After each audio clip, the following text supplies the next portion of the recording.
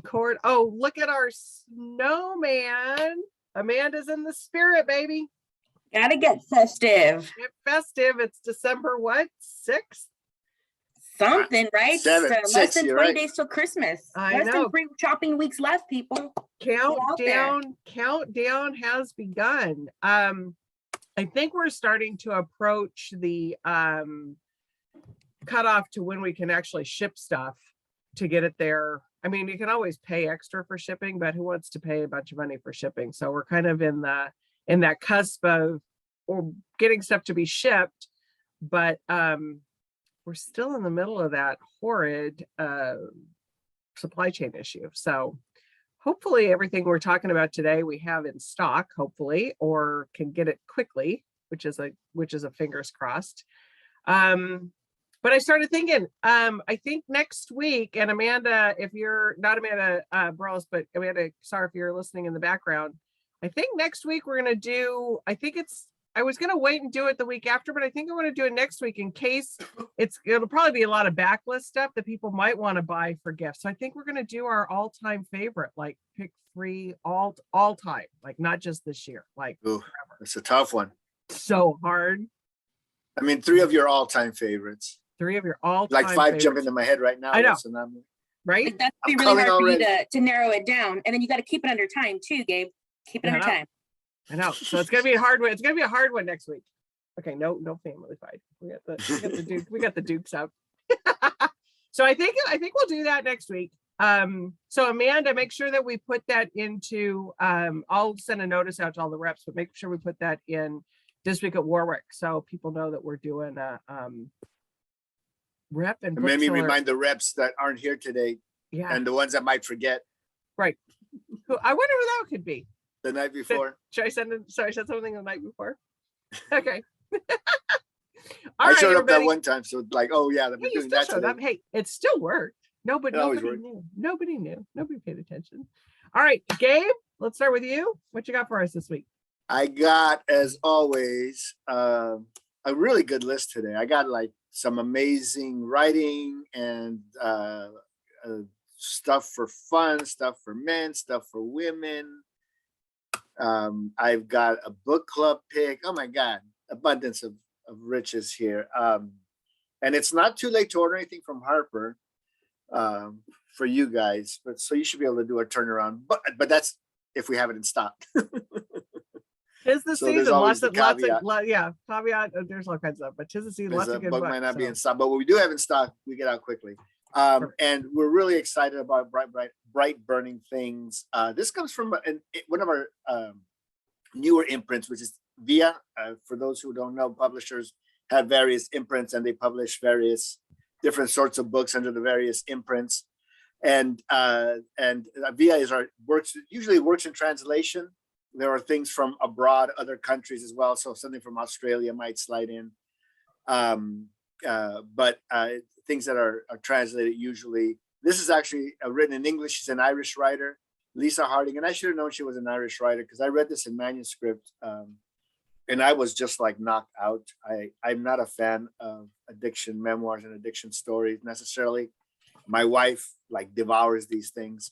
But what I, when I picked this up and I started reading it, it immediately hooks you. It's for the Shuggie Bain audience. I'm not going to shy away from the Shuggie Bain comparison because the writing is so amazing. And the situation obviously with the addiction, but it's a novel. And Lisa does this just beautiful writing. And you feel every ounce of despair that she feels because she's got a son named Tommy that she just loves to death. Yet she can't get out of the grips of addiction to have Tommy with her all the time, So she's that tearing apart of the individual.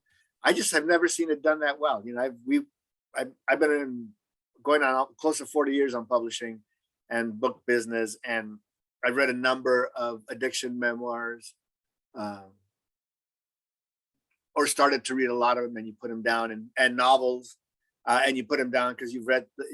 You've heard me say, if you're on here regularly, you've heard me say before, it's been written, and I've read it, and a lot of times you read, I've read that story, but when it's done so amazingly well, as Lisa Harding does here. It's a beautiful story. It's beautifully written, gut wrenching, but ultimately hopeful. I think unlike Shuggy Bane, I think there's ultimately a little space here, so it's not too put you in too much despair. But and it's a Jenna pick for this month. I'm not sure if I can announce that today or not. Yeah, I don't think you were supposed to. Shit. It's not, no. Shh, shh, shh. Rewind, Julie. Rewind. I'll rewind. I'll cut this out and I'll cut this out. Cut this out. I'll send you a note. Maybe we don't get it till tomorrow. I won't. Yeah, I won't put it on YouTube. All you live people will get it, but I won't put the recording out till tomorrow. Thanks, Jules. I got your back there, Gabe. Oh wait, now it's like so. I didn't hear that. What'd you So say? it won't be out there. Nobody will know. Anyways, beautiful writing, beautiful book. Sounds great. No, I love the. I mean, I was late to the Shuggy Bane train. Oh man, that's a good book. And so I kind of like the comparison because I'm looking for something that has that good writing. So The writing's incredible.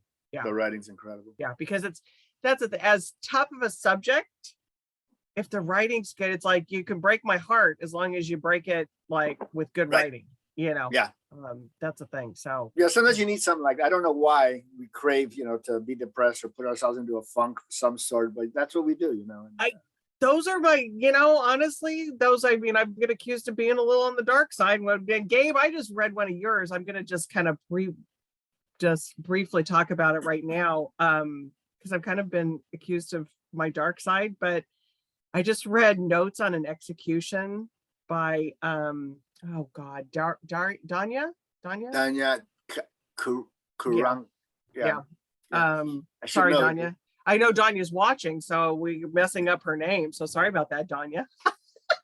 Anyways, holy cow, that was a good book. I mean, it was. So all of you that like my dark recommendations are gonna love Notes on an Execution. It's it got me. I mean, it just grabs you right from the beginning and doesn't let you go till the end. And it is it's just got everything except a happy. It's not happy, but it's really good. But Yeah, it's something I think really we're really happy to have as well. Because her first book, Girl in Snow, I didn't realize it was the same author, but her first book, Girl in Snow, I loved. And that came out in like 2017. And so when I got done and saw that it was the same, I was just like, oh my God, no wonder I love this. So anyways, look for it in January. I want to say mid to end January. There it is. You're getting good at this, Gabe. That was in my sleep. That was like on it. I love it. I don't play, Jules. I don't play. PowerPoint skills. Yeah. Look for that in January. I think you got something. I think Harper's got something there. I really do. Yeah, it was our lead read, which is the in-house favorite. Yeah. Pretty unanimous. Pretty early. Yeah, it's really good. Okay, Amanda, sorry. I went jabbering on and on. You go, girl. That's okay. There's only the two of us. I don't have to compete with others today.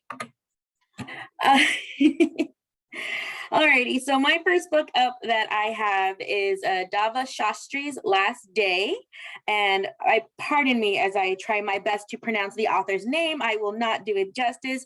By Kirthana Ramasity. I apologize. I'm so sorry. This book is fabulous. It actually was selected for an Indie Next pick. Good Morning America Book Club pick. This book is fabulous. So this is the story of Dava, and she is one of the wealthiest women in the world, and she has just been diagnosed with brain cancer.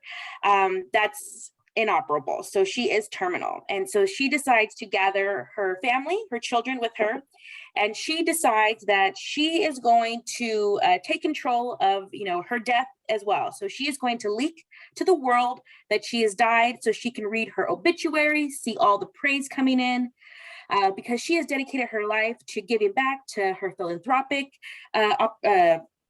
charities and things like that.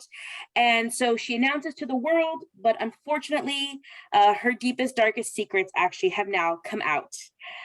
So for a woman who has prided herself all these years on being an upstanding member of the world, these secrets that she had tried, or she thought she had buried many, many years ago, have come back. And so now she is stuck in this place where the world thinks she's dead when she is not in fact dead, and they're all reading about her. So now she has to come to terms with her past that brought her to today.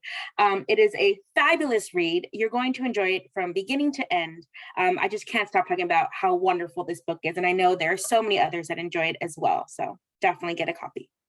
Is this Karthana's first book, or is this? You know, I don't know off the top of my head. Okay. I apologize. I should probably No, know. that's okay. No. I was just wondering. Go ahead and take us off of screen share. Oh. Because this sounds. Do I see something that says "Good Morning America"? So that's a GMA Yes, pick? it was selected for a Good Morning America book club pick as well. So it's got some chops behind it for sure. Yep. That's going to Definitely. be awesome. Okay, see, here comes Kim DeVoe coming in hot. I'm loving it. So we got another bookseller joining us right now. But Amanda, that sounds really good. It sounds like, doesn't it kind of, I don't know if I've ever really thought about this before, but it's like, who would come to your funeral kind of thing. You ever thought about that? Right? You never thought about that? Yeah, I think about that all the time. Yeah, and that's what she wants to do. It's like she's in a spot, and then it's like the world over is gonna, write about her death. So I'm just like, everybody's coming, aren't they? Yeah. I want to see people weeping. I want to see the weeping. I see the weeping. I just think that's fascinating though. It's like, okay, well, no, I never really thought about that. I'd have to start You're not a narcissist. Yeah, I might have to start going down that rabbit hole. All right, Kim, if you're on with us and you're live, you can go next. But I don't see your camera on yet. So let's see. Audio and visual problems. Audio and visual. So Kim, I'm going to wait and let Gabe go again, and then you can come in after Amanda and do maybe 2 in a row or something. So Gabe, take it away. Does not mind coming in here, stepping on people's toes. Yeah, like I actually stepped on Margaret Atwood's toes one day at the LA Times Festival of Books. Literally, like, excuse me. Oh, Chris, I'm so sorry. I'm like, oh my God, it's Margaret Atwood. I love it. Maybe Margaret's coming to your funeral. No. So my next book is a nonfiction. I've been heavy on the fiction lately, but this is one I've been just waiting on, and it finally got here the other day, and I was like, yay! I can't wait to share this with everybody. And it's called The Bright Ages: A New History of Medieval Europe by Matthew Gabriel and David M. Perry. And this is somewhat of a revisionist. Some people are calling it a revisionist history of sorts. Mm-hmm. I think a lot of us who read a lot of history know that the Middle Ages were a pretty fertile time for, a lot of basic things that we take for granted were invented in the Middle Ages. But it's that 1,000 years that was the Dark Ages that they write of. And they're really cool. It's a really, kind of light look at a dense subject. So I think it's just breezy and a quick read, and you get you hit all the highlights, and you just keep reading because it's a lot of fun. And the other thing that makes us a lot of, they've been doing these presentations and exhibits at major museums around the world, actually. I think they were I'm not sure if it was the Guggenheim, one of those big museums in New York. They were there. They've been in these various big major museums all over the world with the sort of a visual presentation of the Middle Ages and what they've done. So they kind of have that highlighted look to it, the book. So it's got a really, I thought it was going to be a really dry kind of a read. But I still wanted to read it, and I was going to read it, but it's just, really, really breezy and fun, and the information is all relevant. And I think it's just exactly what a history reader wants to get into. I think it's the ease of the writing that's so non-academic. I think it makes it a good gift for somebody who's curious, and definitely for the history reader, even though we've read a lot of history readers have read a lot of this stuff already. It's always, I could read about the Roman ages. Right. It covers, for goodness sakes, doesn't it cover 1,000 years? The Middle Ages is like, much. Yeah. So there's about 320 pages. Yeah. So there's a lot of years to cover. So That's what I was going to ask you how many pages it is. So it's about, Yeah, so, it's not a daunting, and like I said, it's just a quick survey. so it's overarching. Does it pick a specific period or does it just kind of cover everything? It just, there's about from so the decline of the Roman Empire. So I think it's Okay. like 500 to To like to 8 or 9. 1300, 1400, to up to the after that. Renaissance. Oh, okay. All right. Yeah. I just watched Elizabeth, the golden years or the golden age or whatever it was last From night. way back in the day. Well, the Yeah. Kate Blanchett, the 1998 one, but then they did the next period, which was in 2007. They did that one. It was a little too artsy fartsy for me, but the substance wasn't. But it was still good. I still love that. Yeah. I mean, I love all that. I love all that. I'm down for the next one. So I love it. They can't get enough of Elizabeth the First. She's Right. fascinating. The Tudors, how much have The we read Tudors, on the yeah. Tudors Right, over and over? Right, and over? over and over. I mean, Anne Boleyn dies. I mean, but you still want to read about it. So, Yeah. okay, Amanda, I'm gonna skip you for a second. Kim, are you ready to do your first one? No? Okay, so Amanda, we're going to you then. And we'll just let Kim go after you're done. Awesome. All right. So my second book is a cookbook, which is the Milk Street Vegetables, a cookbook by Christopher Kimball.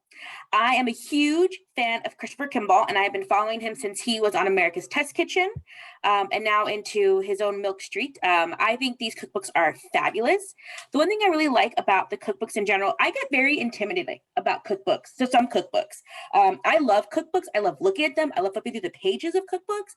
But again, I get very overwhelmed by when there's so many steps. But these, very easy to follow, really wonderful. They present very well. I think this will make a great gift too. It's a gorgeous cover. And again, I'm just a huge fan of the Milk Street cookbooks in general. We have several of them. This is our newest one. We also have the 5-year anniversary for Milk Street as well, which has everything in it with it as well. So again, just a really fun, just looking at the cover, I am already hungry, ready for dinner. But again, just going through it, gorgeous photos as well. I just love cookbooks. I really have way more cookbooks than I probably should have that I've never used. But you can always have a new cookbook. It's always a great gift giving idea too for someone that you don't know what to shop for.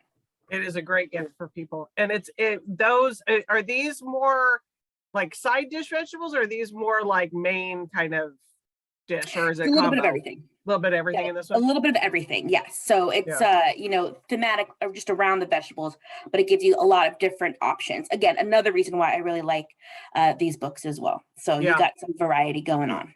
Yeah, you can never have enough cook. Most people who are cooks, I'm not a cook, so I'm just like, that's just not what I do. But people who are, they're cookbook collectors. They're like, you collect things, they're cookbook collectors. I mean, that's so, and like you said, it's a great gift. Are his recipes like super accessible? I mean, is it like simple ingredients kind of thing, or is it really easy to follow along? And that's one of the things I really like about them in general is because again, I'm definitely not a cook. I bake. And even then, I'm more of a baker. That's a little iffy. Sometimes I've been experimenting more and more. But no, the directions are really easy to follow. I don't feel overwhelmed when going to, because sometimes you see those really like exquisite cookbooks and you're like, oh my gosh, I'm never going to be able to do this. I don't know what that word means. No, the thing is, you got to go. I saw a recipe the other day. I'm like, look, there's only like 6 steps. And it's like, yeah, but one of them is the sauce on page 27. Right. The other thing is the rice on page 266. Yeah. And then you're just like, and those are 2 pages of instructions. 2 pages of that stuff. And it's like, oh, I should have no. started this like 3 hours ago, and I want to eat in a half hour. It's like, No. I guess this isn't happening. That's not happening. It's simple, easy to follow. That is my favorite. Very clear instructions. That's what I need in my cookbooks. So that is definitely why I am a fan of these. Because again, the simpler, the better for me. I can't do a lot of steps and weird, crazy ingredients. I got a very small staple in my home. I wouldn't hate seeing a copy of that. Yeah. Are you putting together your Christmas list now? Hint, hint, hint, hint. It's out there. Anybody listening? It's out there. Anybody listening? Anybody? Hey. Okay, so I saw something in the comments, Amanda Kassar, that Bright Burning Things we show as a pre-order. Is that out already, Gabe? Tomorrow. It's out tomorrow. Okay. All right. Sorry, so all these books are out tomorrow. tomorrow. Okay. So that's like, because sometimes when we put that pre-order thing, so don't be scared, everybody. So if you want that one, it'll be available at the store tomorrow. So and And don't tell anybody where you heard it. No, and I'm not gonna put this on till tomorrow. I'll put. I guess I have to wait till like after 10. Pacific Well, time. 10 is like 1 o'clock here. Oh, yeah. Yeah. So Well, I guess I'm in New York at 4 a.m. Or Oh, okay. So I can put it on there. All right. Perfect. By the time you wake up, girl, come on. I know. That'll be noon. That'll be noon. Just like going on noon. That's how it goes, Amanda. Just get used to it. Okay, Kim, are you ready now? Wait, you're on mute. You got to get yourself off mute. 20 months, lady. 20 months. Okay, so okay, not really ready, but we're gonna do it anyway. Go for it. Okay, I have another theme today, which was inspired by Tom's book from last week, People from My Neighborhood by Hiromi Kawakami. Yes. Just sent me a copy. Okay. And I always figured Amanda Kassar got her copy too. Sorry, Gabe. It's book mail. Book mail wins today. Okay. Now I know why there were no copies on the shelf I could grab. But okay, I always figure that if they bothered translating a book into English to publish it here, that's definitely a good sign. And my first pick is Silent Parade by Keigo Higashimo. Keigo Higashimo writes intricately plotted puzzle mysteries, and he is hugely popular in Japan, like John Grisham, Louise Penny popular. His latest book, Silent Parade, is the fourth book in his Detective Galileo series, which is set in modern-day Tokyo and features homicide detective Kusanagi and a brilliant physics professor, Yukawa, who is nicknamed Detective Galileo for his occasional help to Kusanagi in solving difficult cases. Their current case involves a murder that is connected to a case Detective Kusanagi investigated 23 years ago. The chief suspect in both of these cases is the diabolically clever Kanichi Husanama, who is a master at eluding prosecution and taunting the police. This mystery has plenty of twists and surprises, including a third murder involving a locked room that occurs during a famous annual Tokyo Street Festival. The Tokyo setting and immersion into Japanese culture in this story is a treat. And anyone who enjoys Sherlock Holmes and Golden Age, Agatha Christie style mysteries will love this book. Okay. So I was going to ask that. So it's more of a, not a cozy, but sort of that It's kind of a mystery. Definitely. Okay. Yeah, Because there was an old, Gabe, do you remember that book Out? Probably came out in 2005, 6, Japanese woman like kills her husband. Oh my God. It was like this whole murder mystery that was not cozy by any stretch of the imagination. Oh, yeah. It had that woman's face on the cover. Face on the cover that Yeah. was all cut up. Holy cow. It was so good though. But so no, that one sounds good, Kim. And It actually one of his other books, it's a different series called, oh my God, what is it called? I'm blanking. Was actually my Christmas pick from a couple of years ago when I first started at Warwick's. Okay. It's fabulous, and they are on the cozy side, so they're appropriate for a lot of different kinds of people. So he holds up then. Yeah, they're not like cozy. No, and I use that term, and there's a lot of people that don't like that term. Yeah, and I kind of understand why, but it does kind of classify things. Yeah, I mean, I would call this just a classic, Golden Age style / Sherlock Holmes style, more than like today's cozy. The traditional thing, cozy thing. Yeah. I can't remember who we hosted, and I said that, and it was just like, oops. Yeah, so there's no classification. I think it's the Donna Leones and the Louise Pennies and the Martin Walkers that it's hard to classify them. Yeah, but they're not outwardly violent, and there's always a dead body, but there's no there's kind of some shooting maybe, and Right. that's about it. But I mean, some of the Louise Pennies, they get pretty intense in some moments, Yeah. know. It was actually Um, her event that somebody asked the question about her being classified as a cozy, and it's like, well, we went into about a 10-minute diatribe on that. Yeah, they deserve something else, because the cozies Yeah. are. Occasionally you want something that's gonna take you down, but I always know if I open up a Louise Penny, not even my authors, It's a a good Louise read. Penny Yeah, or a yeah. Donna Leon, Martin And, Walker. I just finished a Martin Walker because I know what I'm getting, and Right. I'm in that world, and I'm in the Perigord in France, and there's wine, and there's food, and there's Yeah. cooking, and the characters are great, and you come back to them. They should be like good for the soul Right. mysteries or something. They got, there has to be something that's a little bit different classification. So Gabe, Yeah, Beth's on the- here the- saying that she just started the Ann Patchett collection of These Precious Days, and she says she'll never look at Snoopy the same way. So she wants to thank both you Totally. and Kim for that one. Totally. And Julie, can I chime in? Okay, the Yeah. book that I was trying to remember the name of, it's called Newcomer. Okay. And just like this one, it's so fun to be in Tokyo, just immersed in Japanese culture. That's a huge part of why I love these books. Right. Well, that was why I was asking about it, because the one out takes you into Japanese, but it takes you into the dark side of Tokyo. So it's a whole other, Yeah. what was that Michael Douglas movie, The Black Rain or something? I don't know. Yeah, Yes. right. Yeah. Anyways, showing my age again. I got to go get the grays covered tomorrow. Anyways, Gabe, take it away for the next one. Okay, we're moving right along. Moving right along My here. next book is a novel that's out tomorrow, Beasts of a Little Land by Juha Kim. Juha is a Portland author. And I love that cover. It's a great cover. It's a great cover, and it's a really great book. It's got recommended all over the place. You can see I put it up on the screen here. Lisa C gives us a good blurb. The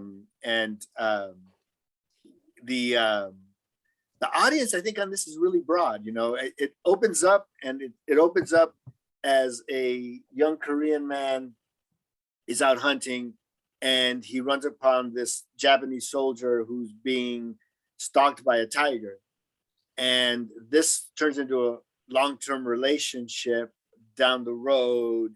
And so the beginning of this novel is very gritty and hard. And then you get into the whole world of the courtesans of Japan, and the other main character. So this hunter is one of the main characters. The Japanese soldier is a character. And then we introduce another character who's this young woman, Jade, who gets sold to a courtesan schoolish place. And essentially, she becomes a courtesan in Korea during the era of liberation, coming into their own, and as they're forming their republic. So there's a lot of really good history embedded in this, though it's very secondary, but you stuff that a lot of people probably have never read and don't know. And then Japan's supremacy over Korea and the influence that Japan has had on Korea.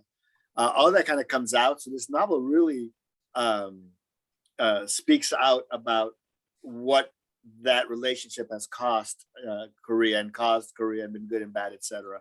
But it's also a little bit of the memoirs of a geisha in the courtesan world. It gets very, and it's in the sense of place and time is really well done in this book. So there's just a lot of, and plus really incredible, some really, really good writing. You start from the beginning, and Juha she just gets you. You're in the book, and you're on to chapter 2.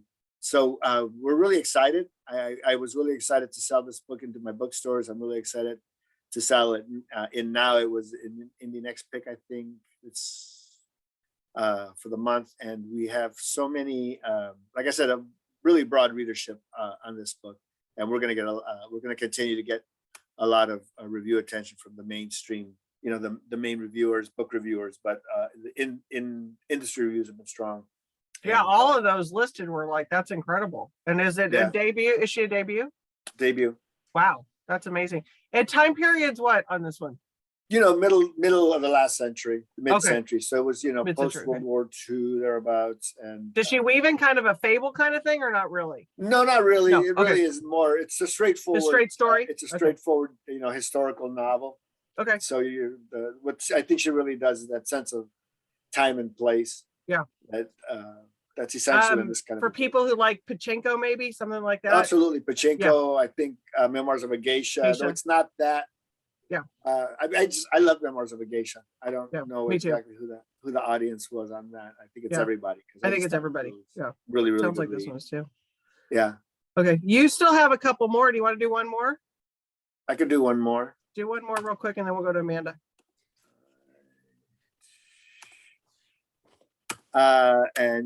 This is one of my all-time favorites. Sharp is back. Bernard Cornwell, as far as I can recall, started his career with the Sharp books, and wrote like 13, 14 Sharp books to get to Waterloo, and at another publisher, Penguin.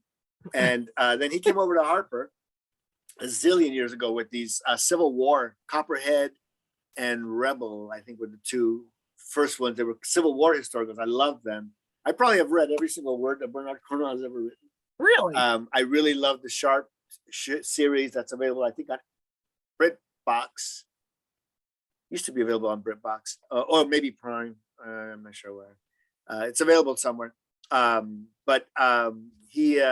So he's back to Sharp. We did a couple of Sharp books, and then he's done a whole other series, which is the Netflix series, which I can never remember. But it's the Saxon Tales on our end. And the Netflix series is really strong about the Danes coming south and invading the UK, how they did, and King Alfred and the whole evolution of uniting Britain. But he's back with Sharp, the original. And I always have to read the Sharp books in order because they're so similar, but I don't care. I just want to be back in that world. And it's always Sharp at the front end of storming a castle wall or something. He's always going to be outdone by some evil nemesis, if not a woman, then somebody else that he's been involved with at some point in the past, because he's a career soldier. And, he's like a major at this point. And he was the son of a prostitute, and now he's a major, but he's still a vulgar, vile creature and not accepted by everybody, the higher ups, etc. So I love the Sharp books, and I haven't read this one yet, but it's going to be good. Yeah.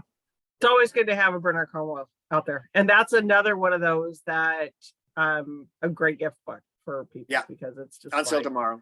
Yeah. That's another no-brainer kind of a gift book. Okay, Amanda. Yay. I'm up. All right. So I have a children's book to present. So here we have, it's Norman Didn't Do It. So for this one, Yes, he did. Yes, he did. Yes, he did. Yes, he did. Didn't do it. Guys, he didn't do it. Didn't do it. So this is from Ryan T. Higgins, who is an illustrator, author illustrator that I love. He is known for the Bruce books, for the Penelope T-Rex series that I love as well. So this is Norman and his best friend, Matilda. And so now they have a surprise visitor, and Norman's not too thrilled. So, their adventure ensues. Ryan's books are just so funny from beginning to end. The characters that he brings to life are just absolutely hilarious. And as soon as you just read the title, you're just already laughing. I mean, come on. So they're really fun books, picture books. I love Ryan's picture books. I'm so happy that we have Norman out here who didn't do it again, guys. He didn't do it. Don't blame him. He didn't do it. Now I got to buy the book to find out. To find out. I'm not giving anything away. He didn't do it. He says he didn't do it. I love the name. We're a pug family. We've owned 2 pugs, and our last pug passed away a few months ago. But I've always wanted a male pug so I could name it Norman. I just think a pug named Norman would just be fantastic. That would be amazing. Norman didn't do it. Norman didn't do it. Yes. Remember that, guys. Yes, He did not do it. Very cute. And I I know, it's stand really cute. beside him as well, knowing that he didn't do it. So I love it. Hey, super fun. Everyone, it's just going to be a fun read for the whole family. So Love it. Perfection. Okay, Kim, what you got? Okay, my next pick. Let me find it here. Okay, here it is. My next pick is The Cat Who Saved Books by Suzuki Natsukawa. It had me at the title, and I just love the cover. The Cat Who Saved Books is a whimsical novel that begins with the death of a teenage boy's grandfather. Rintaro has grown up in his grandfather's used bookstore, which is a bibliophile's dream. And the death of his grandfather not only leaves him alone, it also imperils the future of the bookstore.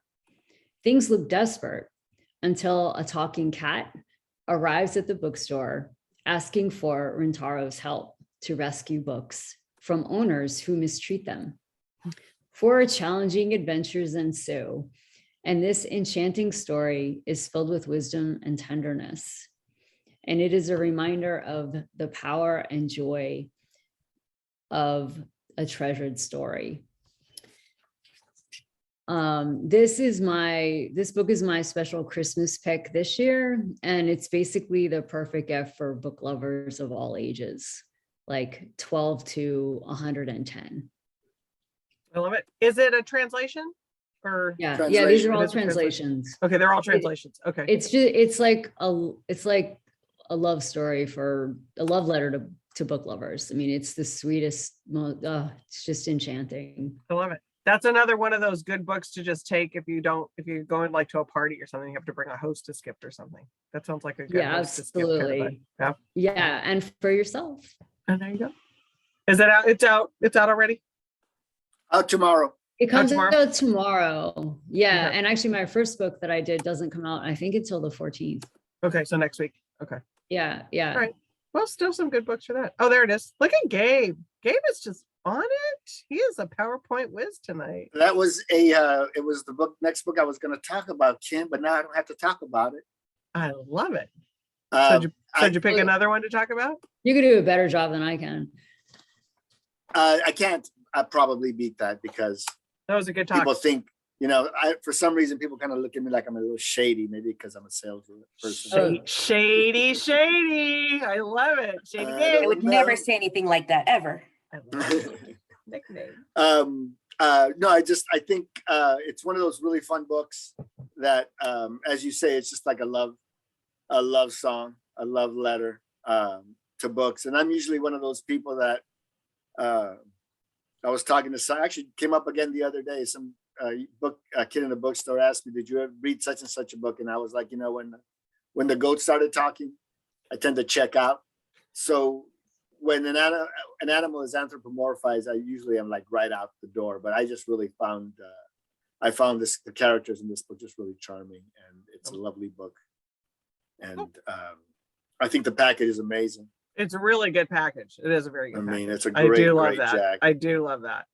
And I'm really excited. There were a few people who were like, I don't know. And it's like, at your peril, because I just think this book is gonna work. So thank you, Kim, for picking it as your Xmas pick, because I think You're on that to means something. a lot. It goes a long way for me. And for us, it's amazing how many books you can sell when a bookseller gets behind something. It is pretty amazing. I'm so I just see behind dollar this. signs when Kim said Yeah, that. It's like, I'm so behind this. So I'm going to talk about Sea State in about a minute, because another book that was highly recommended by a number of periodicals and literary publications around the country, and it's Tabitha Laffey, and it is a really provocative narrative. She went out to explore a life on a oil rig. And she has got some really good stories, but she ends up getting involved with a married guy on the rig, and so they spend a lot of time together. And then she has this affair. So there's all this stuff going on in this book, man. It's like rapid fire narrative, and the narrative is I don't want to say aggressive. It's got a little bit of an edge to it. I really like the writing. She's got she's got a really good story to tell. And I was expecting this sort of out there narrative about what life is like on a one of those oil platforms, but you get a lot more than that. Her personal story is interwoven throughout this book as well, and her relationship with this guy, whose name has been changed. It's really, protect the innocent. Interesting. Yeah, and it was one of the on the short list for our seasonal favorite. Our lead read is what we call it, but it's a seasonal favorite amongst the books, everybody in the company. So we are, I think you're getting a pretty good read when you get down to that level, but something a little different. It's like, I consider it more of a personal memoir, but it's got a lot going on for everybody. And the narrative I found her voice really interesting. It sounds really familiar. I've seen something on it. I don't know. It's getting some attention here and there, Yeah. so you might have seen something on it. Yeah, I've seen something because it's definitely getting some attention somewhere. Okay, Kim, wrap us up. And Amanda, just for your notification for next time, your dad just threw in some extra books when he thought it was just him. So next time, if it's just a couple of us, feel free to throw in some extra books. I stayed to my 3 and I did Never one hurts- at a time. never I was hurts so to- determined to do my 3 and 1 at a time. Never I hurts was so to have more prepared books than to me. not mess up this week. You're doing fantastic. So don't want you to feel left out if you have some more books to talk about. I mean, I can talk about books all day. I know, mean, if right? you really want That's to. the problem. Yeah. Now there's 2 of us. Okay, now there's 2 of you. Uh-oh. That's all. I mean, that's really what Maybe all of we the have the Gabe and Amanda show at some point. We'll do a second series, right? is the whole family. Exactly. All right, Family Kim, affair. wrap us up. Okay, my quick pick is Tales from the Cafe. You're killing me with my books. Oh, you can do this. I'm like, I hardly have anything to say, but it's by Toshikazu Kawaguchi, and it is the sequel to his hugely popular book, previous book, Before the Coffee Gets Cold. I think he's actually a playwright, and this was a play first. And it was so popular, he turned into a book. And anyway, this sequel, it features the same cafe in Tokyo that allows customers to travel back in time or into the future, as long as they return before their coffee gets cold. And they can't change the past, they can just revisit it as their current selves. 4 interconnected short stories are told, and as each of these customers revisit moments with family, friends, and lovers, it explores regret and reminds us of our need to move on from the past, and that our greatest gift to those we've lost is our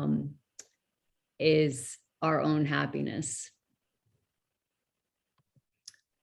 And it's very sweet, very touching. Like, it makes you like happy and sad at the same time.